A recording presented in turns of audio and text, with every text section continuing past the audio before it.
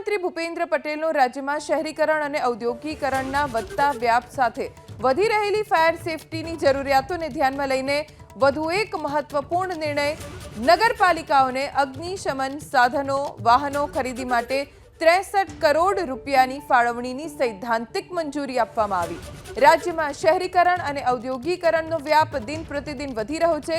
Fire સેફટીની જરૂરિયાત પણ વધી છે। નગરપાલિકાઓમાં 18 mini fire tender, 21 water bouncer, 29 water cum foam tender અને 2 ઇલેક્ટ્રિક રેસ્ક્યુ બોટ મળી નગરપાલિકાઓ માટે 71 વાહનો ખરીદી માટે સૈદ્ધાંતિક અનુમતિ આપવામાં આવી। સાથે રાજ્ય સરકારે 2020 થી 2024ના વર્ષ દરમિયાન નગરપાલિકાઓને 85 વાહનો ફાળવેલા છે। અન્ય 19 વાહનો ફાળવણીની પ્રક્રિયામાં છે।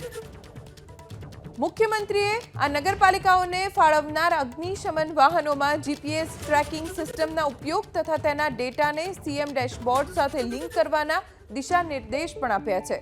અગ્નિશમન વાહનો સાધનોની ખરીદી માટે માતબર નાણાં ફાળવણીની આપેલી આ સૈદ્ધાંતિક મંજૂરીના પરિણામે નગરોમાં પ્રજાજીવનની જાનમાલ સુરક્ષા સલામતી વધુ સુદૃઢ અને સુનિશ્ચિત થશે।